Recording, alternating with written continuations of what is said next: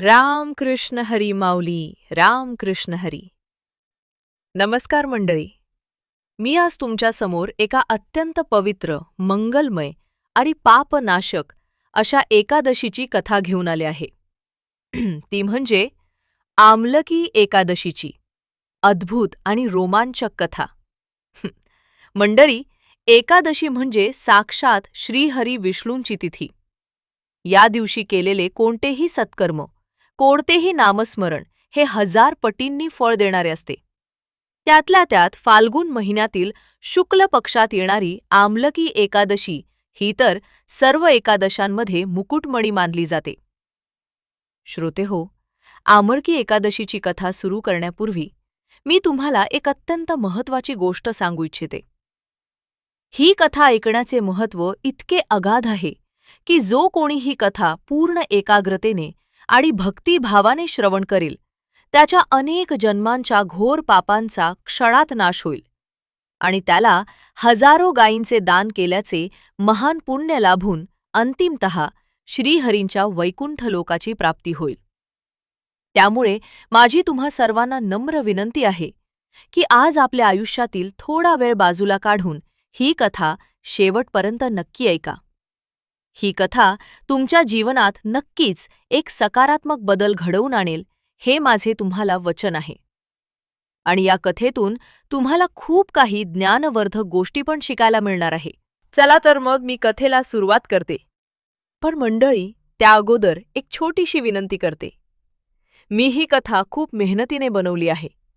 जर माझी मेहनत आवडली तरी व्हिडिओला लाईक नक्की करा. कमेंटमध्ये रामकृष्ण हरी लिहायला विसरू नका. मंडळी, एकादशीच्या मुख्य कथेला सुरुवात करताना आपल्याला आधी हे समजून घ्यावे लागेल की या एकादशीला आमलकी असे का म्हणतात. आमलकी म्हणजे आवळा, आवळ्याचे झाड. आता तुम्ही म्हणाल, एकादशीच्या दिवशी एका झाडाचे काय महत्त्व? तर श्रोतेहो, हे झाड काही सामान्य झाड नाही. हे साक्षात देवांचे निवासस्थान आहे.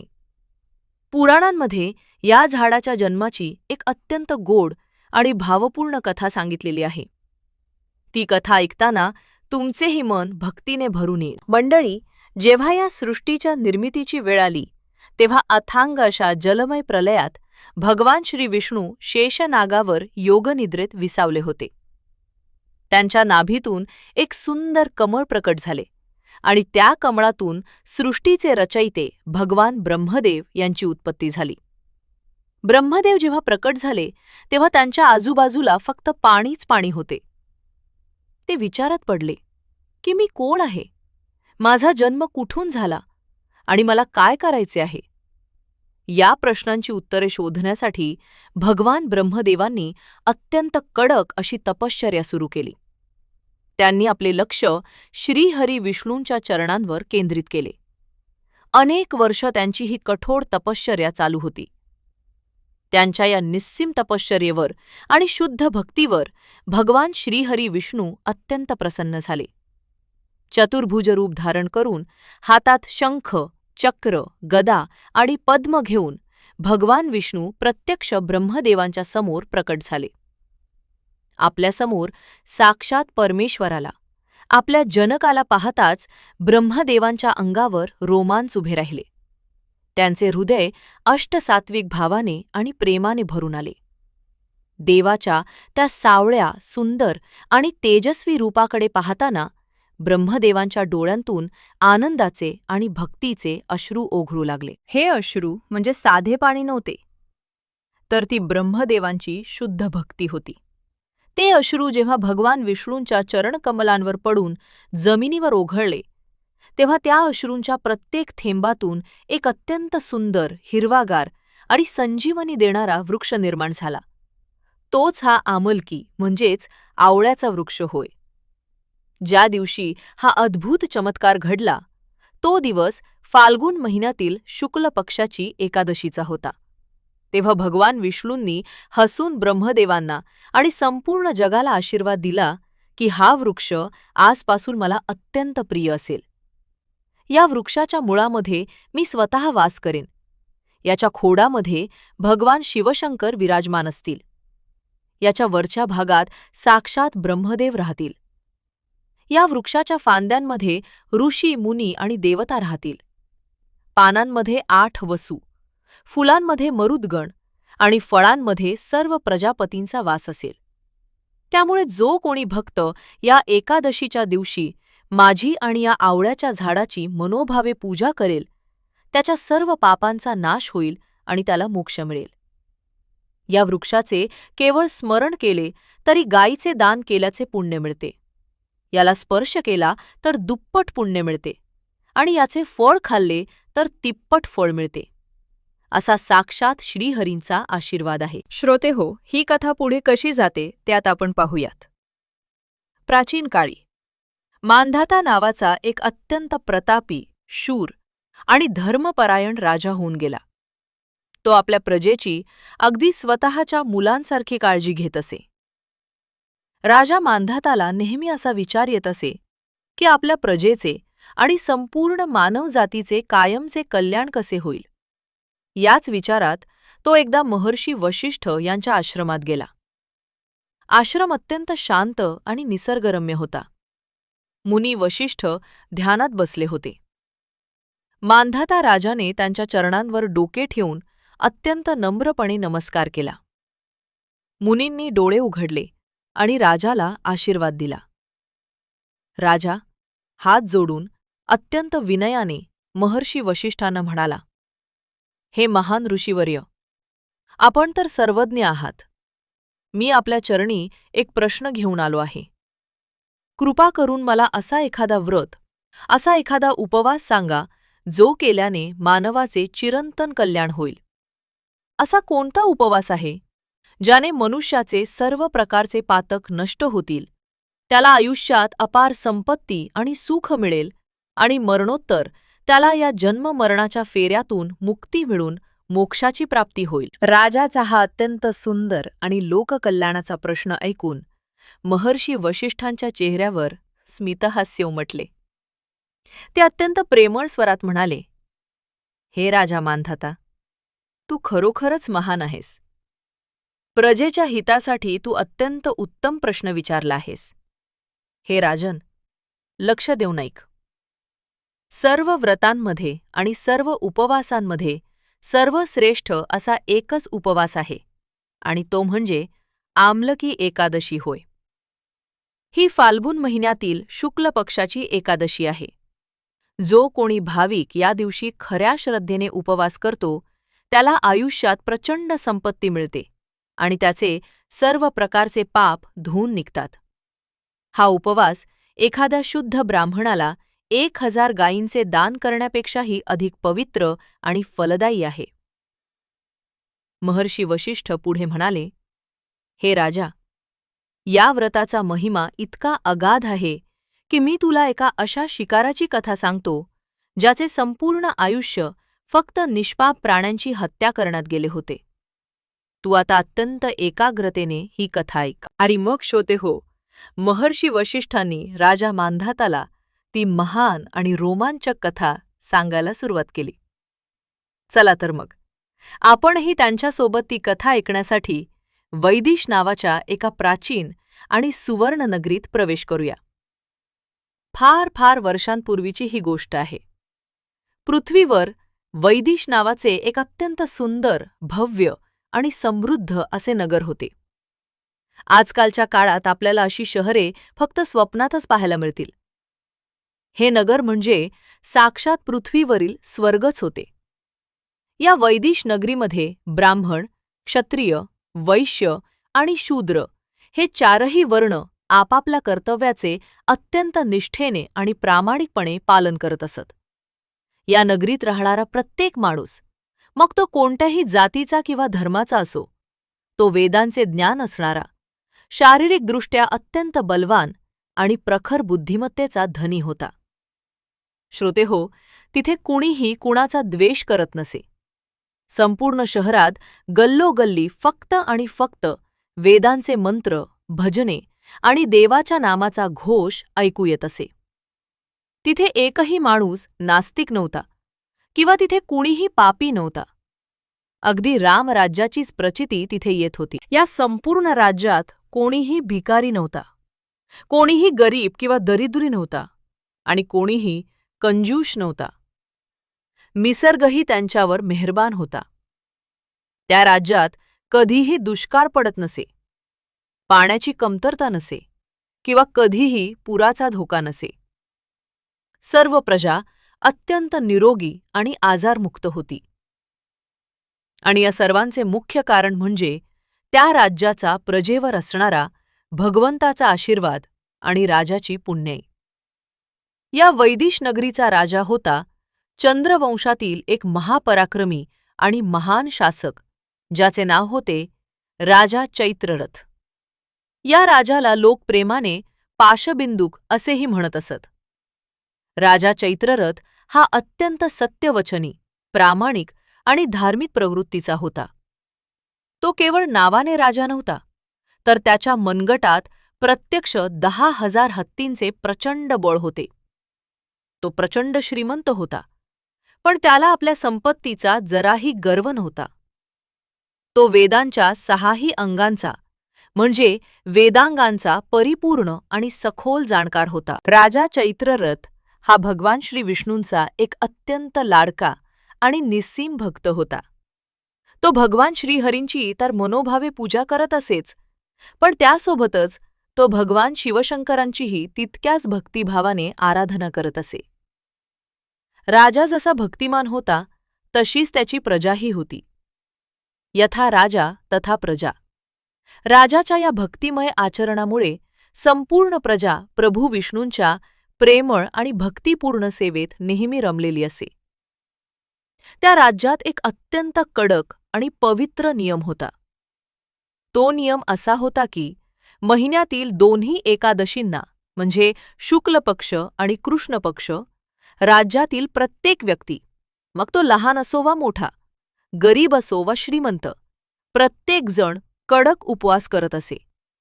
कुणीही या नियमाचे उल्लंघन करत नसे. अशा प्रकारे राज्याची जनता भौतिक सुखांच्या मागे न धावता स्वतःला संपूर्णपणे परमेश्वराच्या सेवेत समर्पित करून अत्यंत सुखाने, समाधानाने आणि शांततेने आपले आयुष्य जगत होती. असे सुखाचे आणि भक्तीचे दिवस अत्यंत आनंदात जात होते. पाहता पाहता शिशिर ऋतू संपून वसंत ऋतूची चाहूल लागली. महिना होता फाल्गुन. निसर्गाच्या अंगावर हिरवीगार पालवी फुटली होती आणि फुलांच्या सुगंधाने सर्व रान दरवळत होते. आणि याच पवित्र महिन्यात फाल्गुन शुक्ल पक्षातील ती महान आमलकी एकादशी आली. त्या वर्षी एक अत्यंत दुर्मिळ आणि मंगलमय योग जुळून आला होता. आमलकी एकादशीच्या या पवित्र दिवशी द्वादशीचाही अत्यंत शुभ संयोग होता. राजा चैत्ररथ अत्यंत ज्ञानी असल्यामुळे त्याला लगेच समजले की हा साधासुधा दिवस नाही. हा दिवस म्हणजे स्वर्गाची दारे उघडी करणारा आणि साक्षात श्रीहरींची विशेष कृपा प्राप्त करून देणारा एक महान सुवर्णयोग आहे. या एकादशीचे व्रत केल्यास आपल्याला आणि आपल्या प्रजेला अत्यंत विशेष आणि अफाट पुण्य लाभेल याची राजाला खात्री होती. राजाने संपूर्ण नगरात आणि राज्यात दवंडी पिटवली. सर्वांना या पवित्र एकादशीचे कडक पालन करण्याचा आणि विष्णू मंदिरात एकत्र येण्याचा आदेश दिला. संपूर्ण वैदिश नगर एका मोठ्या सणासाठी सज्ज झाले. घरे स्वच्छ करण्यात आली, रांगोळ्या काढण्यात आल्या आणि सर्वत्र उत्साहाचे वातावरण निर्माण झाले. पहाटे पहाटे सूर्योदयाच्या आधीच आकाशात तांबडं फुटत असताना राजा चैत्ररथ आपल्या मंत्र्यांसह, पुरोहितांसह आणि आपल्या लाखो प्रजेसह नदीवर गेला. सर्वांनी नदीच्या अत्यंत थंड आणि पवित्र अशा शुद्ध जलात स्नान केले. स्नान आटपून स्वच्छ आणि शुभ्र वस्त्रे परिधान करून सर्वांनी भगवान सूर्याला अर्घ्य दिले. त्यानंतर राजा चैत्ररथ आणि त्याची ती अफाट प्रजा चालत चालत एका अत्यंत विशाल आणि प्राचीन अशा भगवान विष्णूंच्या मंदिरात पोहोचली. हे मंदिर शहराच्या जवळच एका अत्यंत रम्य आणि शांत अशा वनराईत होते. या भव्य मंदिराच्या प्रांगणातच एक खूप मोठा, डेरेदार आणि हिरवागार असा आवळ्याचा वृक्ष डौलाने उभा होता. याच वृक्षाची आज त्यांना पूजा करायची होती. सर्वात आधी राजा आणि त्याच्या प्रमुख ऋषी मुनींनी मिळून आवळ्याच्या वृक्षाच्या बुंध्यापाशी शास्त्रोक्त पद्धतीने पूजेची मांडणी केली. शुद्ध पाण्याने भरलेला आणि सजवलेला एक मंगल कलश त्या वृक्षाखाली ठेवण्यात आला. त्यावर नारळ आणि आंब्याची पाने ठेवली. त्यानंतर राजाने त्या वृक्षाला अत्यंत सुंदर आणि मौल्यवान असा एक चंदवा म्हणजेच एक सुंदर नक्षीदार छत्री किंवा आच्छादन अर्पण केला. वृक्षाला सोन्याचे दागिने, हिरे, रत्ने आणि अनेक प्रकारची सुगंधी फुले अर्पण करण्यात आली. वातावरणात सर्वत्र सुगंधी उदबत्त्यांचा, कापुराचा आणि धूपाचा अत्यंत पवित्र सुगंध पसरला होता. मंदिरातील घंटांचा आणि शंखांचा नाद आसमंतात घुमत होता. ही सर्व पूजा झाल्यावर राजाने आणि तिथे जमलेल्या सर्व भक्तांनी साक्षात भगवान परशुराम आणि भगवान दामोदर श्रीकृष्ण यांची अत्यंत भक्तिभावाने आणि भावपूर्ण अंतःकरणाने स्तुती करायला सुरुवात केली. ते हात जोडून प्रार्थना करू लागले. हे प्रभू परशुरामा, हे दामोदरा, आम्ही दीन आणि अज्ञानी जीव तुम्हाला शरण आलो आहोत. या पवित्र आमलकी वृक्षाच्या साक्षीने आम्ही आमची भक्ती तुमच्या चरणी अर्पण करत आहोत. हे देवा, आमच्यावर कृपा कर, आमच्या सर्व पापांचा नाश कर आणि आम्हाला तुझ्या भक्तीची गोडी लाव. श्रोतेहो, या प्रार्थनेतील भाव इतका शुद्ध आणि निरागस होता की साक्षात स्वर्गातील देवही ते दृश्य पाहून भारावून गेले असतील. ही पूजा आणि प्रार्थना संपल्यावर एकादशीचा दुसरा आणि सर्वात कठीण टप्पा सुरू झाला. तो म्हणजे रात्रीचे जागरण. राजा चैत्ररथ आणि त्याची प्रजा कुणीही घरी झोपायला गेले नाहीत. त्या सर्वांनी रात्री त्या वनराईत, त्या पवित्र आमलकी वृक्षाच्या आणि विष्णू मंदिराच्या छायेत एकत्र बसून रात्रभर जागरण करण्याचा निश्चय केला. अंधार पडू लागला. तसतसे मंदिरात आणि त्या संपूर्ण परिसरात शेकडो आणि हजारो दिवे प्रज्वलित करण्यात आले. त्या दिव्यांच्या प्रकाशामुळे तो संपूर्ण परिसर आणि ते जंगल अक्षरशः सोन्यासारखे उजळून निघाले होते. रात्रीच्या त्या शांततेत हजारो भक्तांच्या मुखातून टाळ मृदंगाच्या गजरात ओम नमो भगवते वासुदेवाय, हरे कृष्ण कृष्ण कृष्ण हरे हरे असे नामस्मरण सुरू झाले. कुणी भगवान विष्णूंच्या कथा सांगत होते, कुणी भजने गात होते, तर कुणी डोळे मिटून ध्यानात मग्न होते. ते दृश्य खरोखरच अलौकिक आणि मंत्रमुग्ध करणारे होते. आता श्रोतेहो, इथेच या कथेत एक अत्यंत रंजक आणि कलाटणी देणारा प्रसंग घडतो. थोडं लक्ष देऊन ऐका.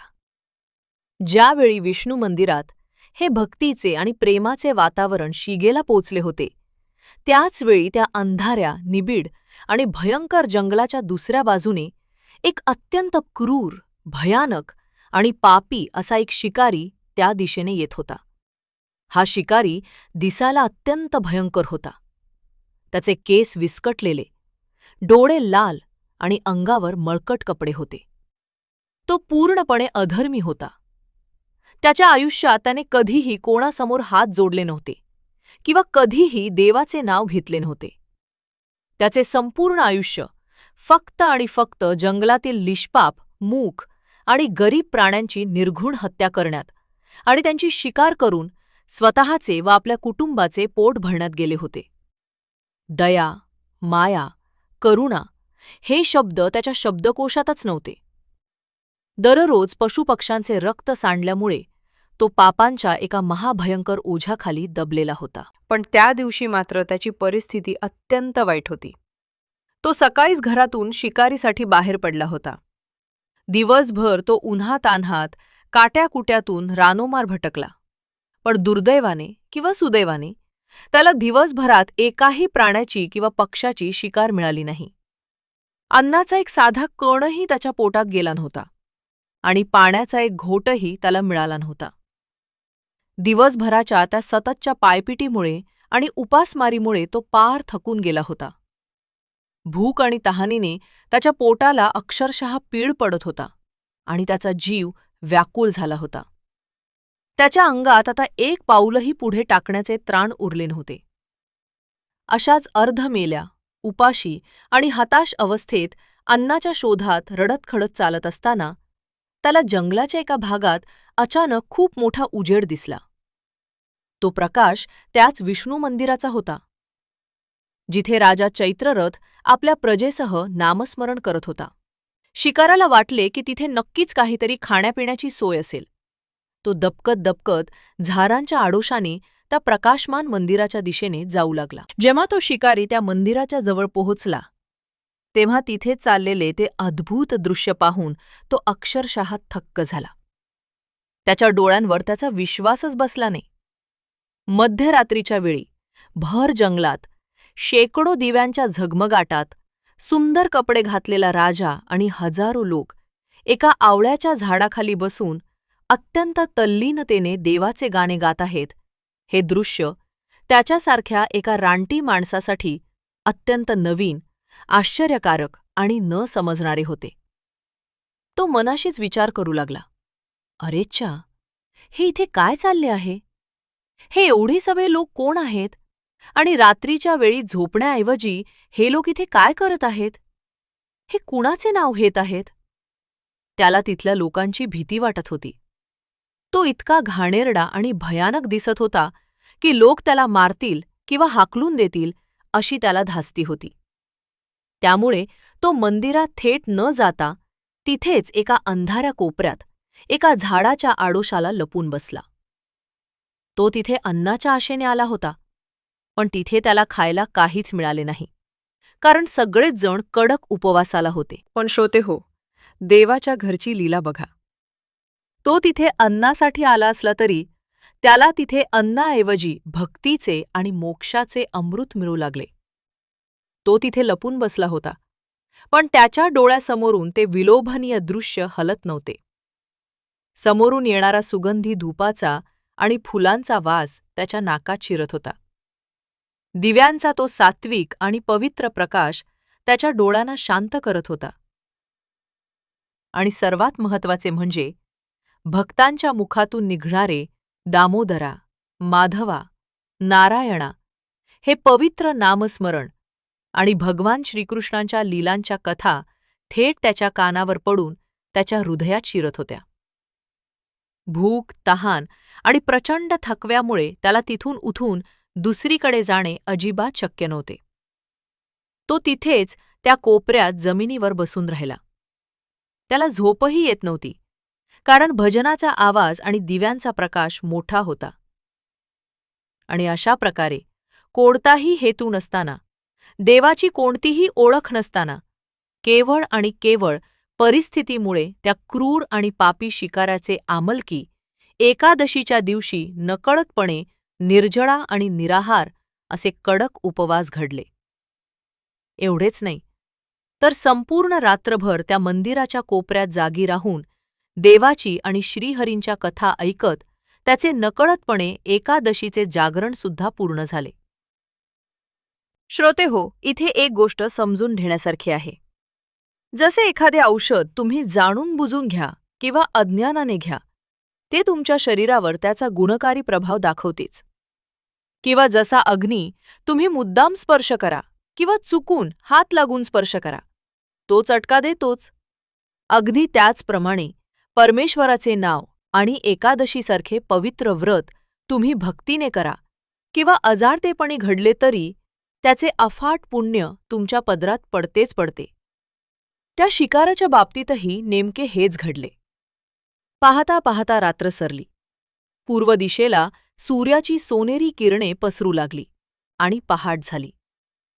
राजा चैत्ररथ त्याचे सर्व पुरोहित आणि प्रजेने सूर्योदयानंतर अत्यंत विधीपूर्वक आपल्या आमलकी एकादशीच्या व्रताची सांगता केली. सर्व पूजा अर्चा संपवून ते सर्वजण आपल्या वैदिश नगरीकडे आनंदाने परतले. इकडे तो शिकारीही अडखळत उठला.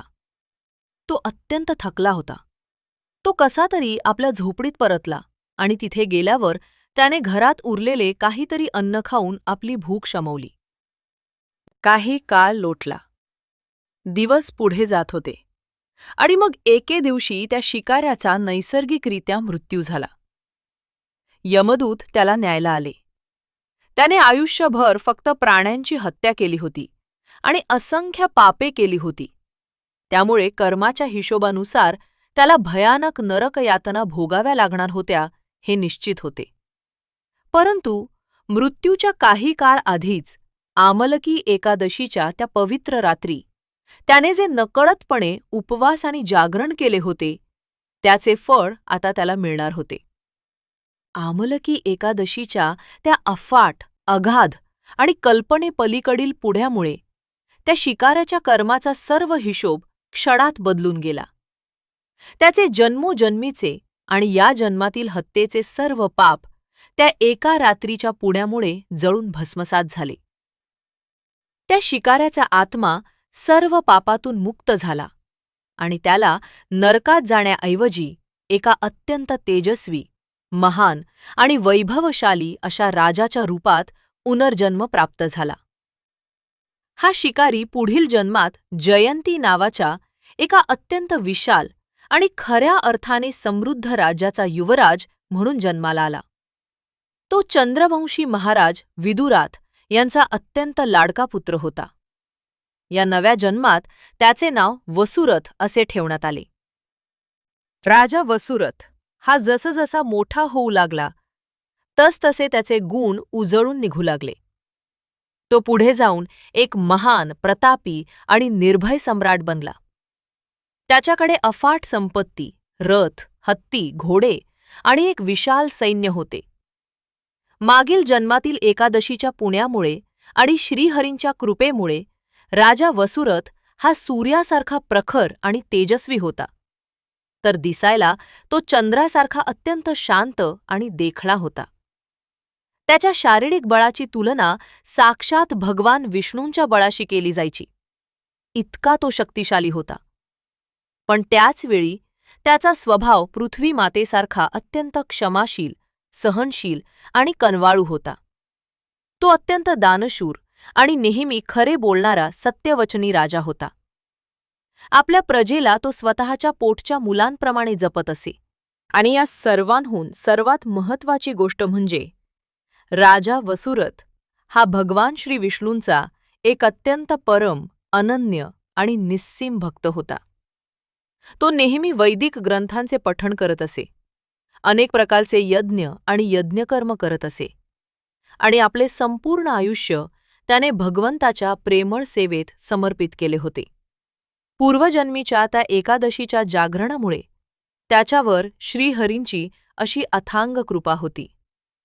एकदा काय झाले, राज्याच्या कारभारातून थोडासा वेळ काढून आणि विरंगुळा म्हणून राजा वसुरथ आपल्या काही सैनिकांसह एका अत्यंत घनदाट, भयंकर आणि भयानक अशा अरण्यात शिकारीसाठी गेला. जंगलात एका हरणाचा पाठलाग करताना राजा आपल्या सैन्यापासून दुरावला आणि तो जंगलात खूप दूरवर एकटाच निघून गेला. झाडांच्या दाटीमुळे आणि अनोळखी वाटांमुळे राजा वसुरथ रस्ता चुकला. सूर्य मावळतीला गेला होता आणि जंगलात अंधार दाटून आला होता. रस्ता शोधून शोधून आणि जंगलात भटकून राजा वसुरथ अत्यंत थकून गेला होता. भूक आणि तहानेने त्याचा जीव कासावीस झाला होता. आता त्याच्या अंगात आणखी एक पाऊलही पुढे टाकण्याची ताकद उरली नव्हती. शेवटी वैतागून राजाने एका अत्यंत मोठ्या आणि विशाल वृक्षाच्या सावलीत विश्रांती घेण्याचे ठरवले. तिथे दुसरी कोणतीही सोय नसल्यामुळे राजाने आपल्या स्वतःच्याच हाताची उशी केली आणि तो त्या झाडाखाली जमिनीवरच गाढ झोपी गेला. थकवा इतका होता की त्याला क्षणातच गाढ निद्रा लागली. पण श्रोते हो, संकट कधी सांगून येत नाही.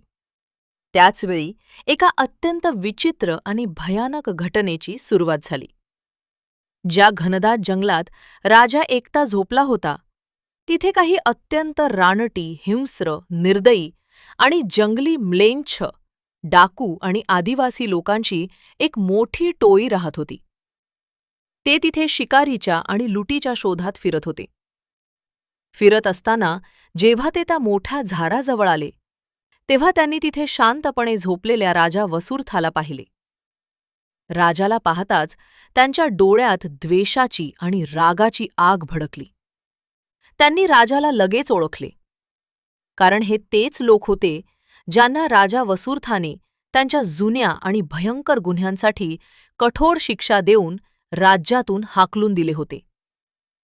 त्या रानटी डाकूंपैकी एक जण अत्यंत रागाने आणि सुडाच्या भावनेने म्हणाला, "अरे बघा, हाच तो आपला जुना शत्रू राजा आहे.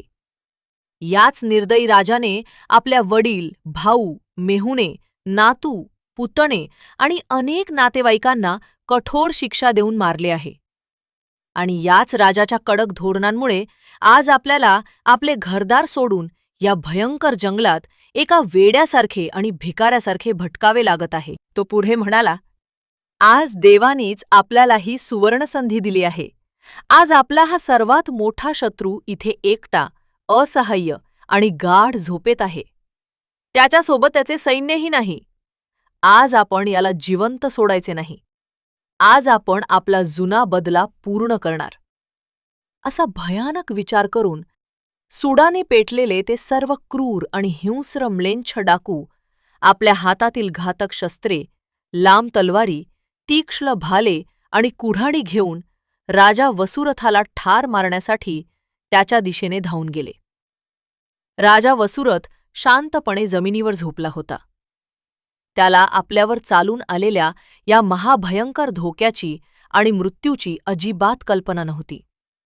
त्या शेकडो म्लेच्छांनी राजाला चारही बाजूंनी घेरले आणि त्यांनी एकाच वेळी आपल्या हातातील तीक्ष्ण शस्त्रांनी राजावर सपासप वार करण्यास सुरुवात केली.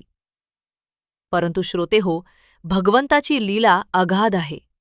इथेच एका अद्भुत आणि मानवी कल्पनेच्या पलीकडील चमत्काराची सुरुवात झाली. त्या डाकूंची आणि मारेकऱ्यांची तीक्ष्ण शस्त्रे जशी राजाच्या अंगाला आणि त्वचेला स्पर्श करणार, तशी ती शस्त्रे हवेतल्या हवेतच आपोआप मऊ आणि सुगंधी फुलांमध्ये रूपांतरित होऊ लागली.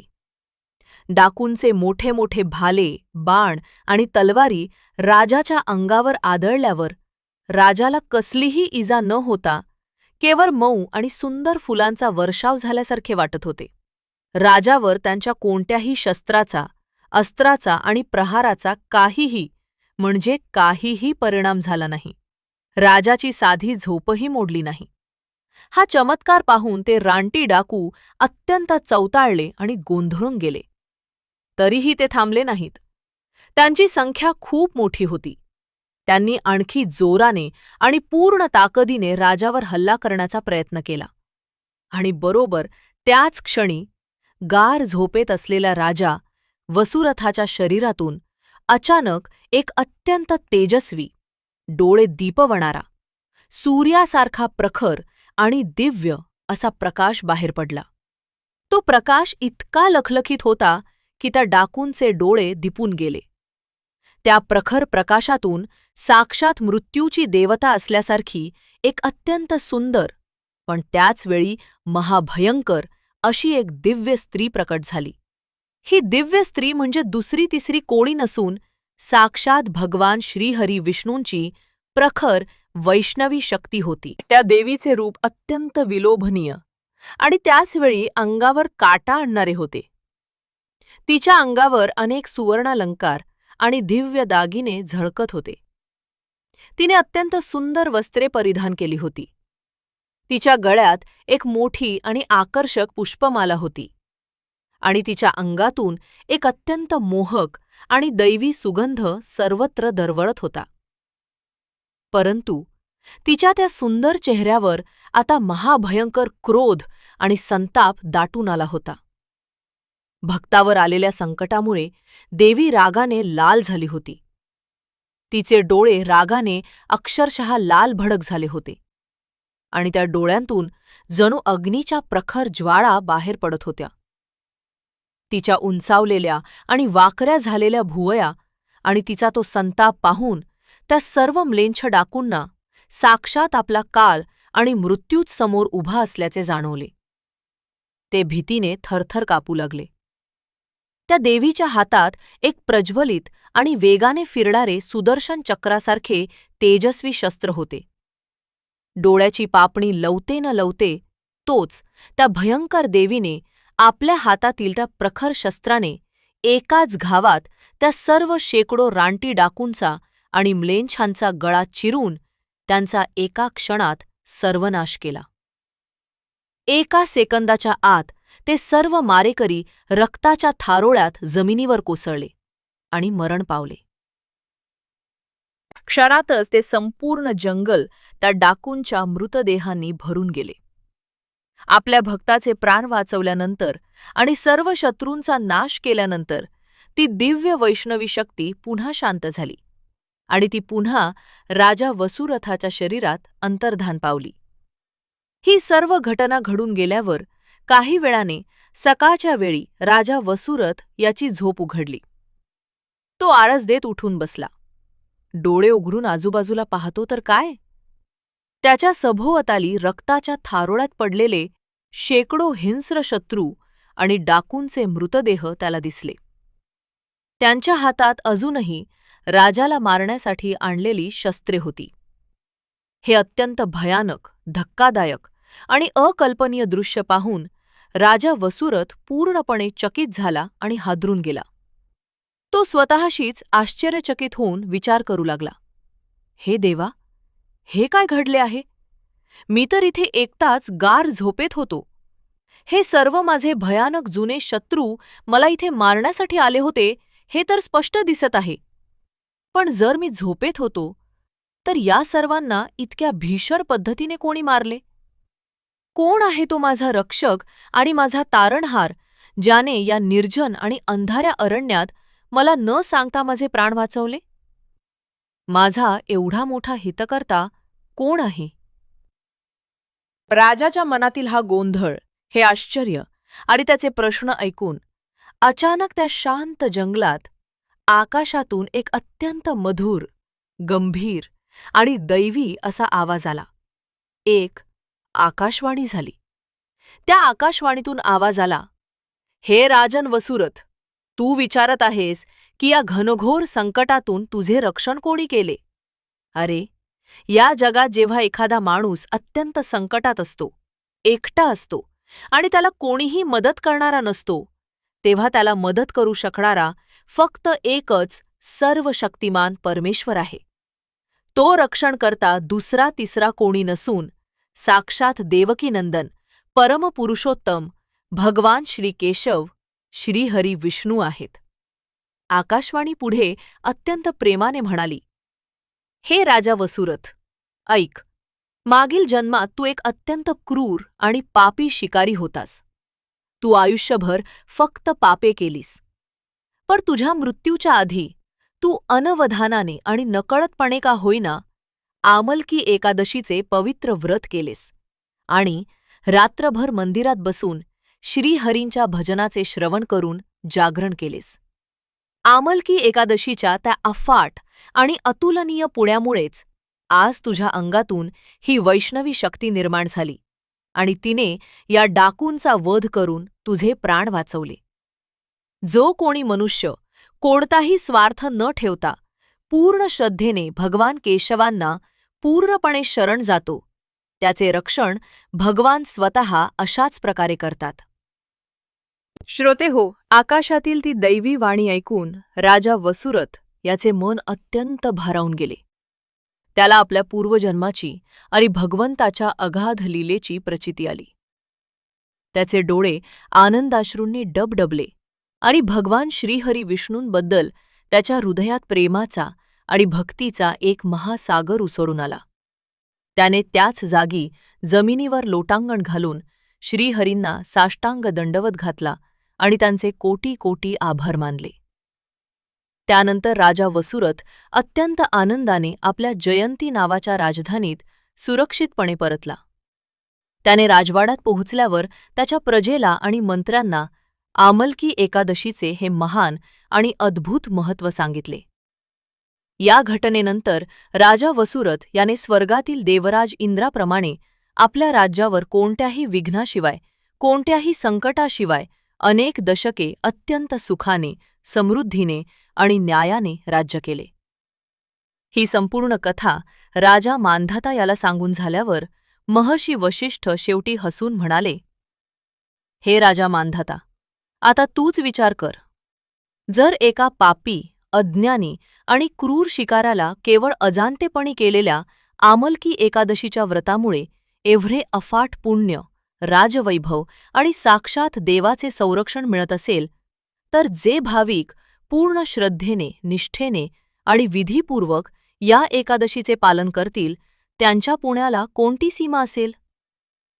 म्हणूनच हे राजन, जो मनुष्य या पवित्र आमलकी एकादशीचे व्रत करतो आणि आवळ्याच्या वृक्षाची पूजा करतो, त्याच्या सर्व पापांचा समूळ नाश होतो. त्याच्या सर्व मनोकामना पूर्ण होतात आणि मृत्यूपश्चात त्याला निस्संशयपणे भगवान विष्णूंच्या परमधामाची म्हणजे वैकुंठाची कायमची प्राप्ती होते. यात कसलाही संशय नाही.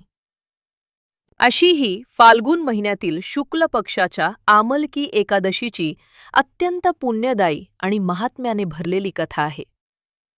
श्रोतेहो, ही परमपवित्र आणि भक्तिरसाने न्हाऊन निघालेली आमलकी एकादशीची कथा ऐकून तुमच्याही मनात श्रीहरी विष्णूंप्रती नक्कीच असीम श्रद्धा निर्माण झाली असेल अशी मला खात्री आहे. आमलकी एकादशीच्या या शुभ मुहूर्तावर आपण सर्वांनी प्रभू श्री विष्णूंचे नामस्मरण करून निदान या दिवशी तरी वाईट विचार आणि वाईट कर्म टाळून आपल्या जीवनाचे सार्थक करावे. आजची ही भक्तिरसपूर्ण कथा ती तुम्हाला मनापासून आवडली असेल तर कृपया या व्हिडिओला लाईक नक्की करा. तुमच्या भावना, तुमचे विचार आणि ओम नमो भगवते वासुदेवाय असा जयघोष खाली कमेंट बॉक्समध्ये लिहून आम्हाला नक्की कळवा. आणि हो मंडळी, ही दैवी कथा केवळ आपल्यापुरतीच मर्यादित ठेवू नका. आपले कुटुंबीय, मित्रपरिवार आणि आप्तस्वकीयांसोबत व्हॉट्सॲप आणि इतर माध्यमांवरून जास्तीत जास्त